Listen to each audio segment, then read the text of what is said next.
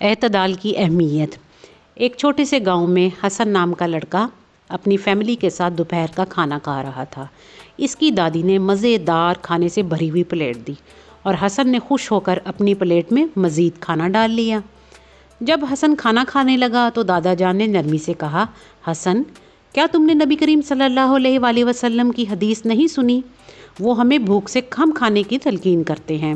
حسن حیرانی سے بولا، دادا جان، لیکن کیوں؟ یہ کھانا تو بہت مزیدار ہے۔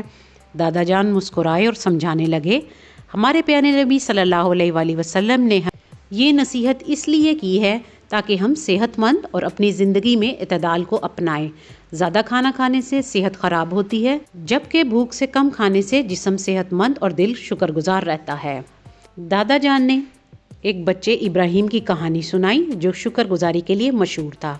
ایک بار دعوت کے دوران لوگوں نے زیادہ کھانا لیا، لیکن ابراہیم نے صرف تھوڑا سا کھانا لیا اور آرام سے کھانے لگا۔ کسی نے پوچھا، آپ اتنا کم کیوں کھاتے ہیں؟ ابراہیم نے جواب دیا، یہ اللہ کی نعمت ہے اور ہمیں اس کی عزت کرنی چاہیے۔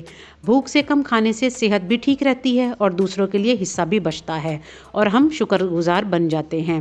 یہ سن کر سب نے کھانے میں احتیاط اور اعتدال کو اپنانا شروع کیا۔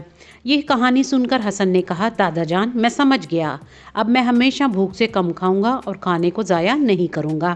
اس دن کے بعد حسن نے اعتدال سے کھانے کی عادت اپنائی اور دوسروں کو بھی یہ نصیحت کی۔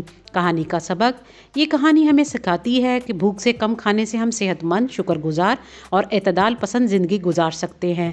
یہ اللہ کی نعمتوں کی قدر کرنے کا بہترین طریقہ ہے۔ اگر آپ کو آج کی کہانی اچھی لگے، چینل کو لائک، سبسکرائب اور شیئر کیجیے تاکہ اسی طرح اچھی کہانیاں آپ کو مل سکیں۔ آپ سب کے دیکھنے کا بہت شکریہ۔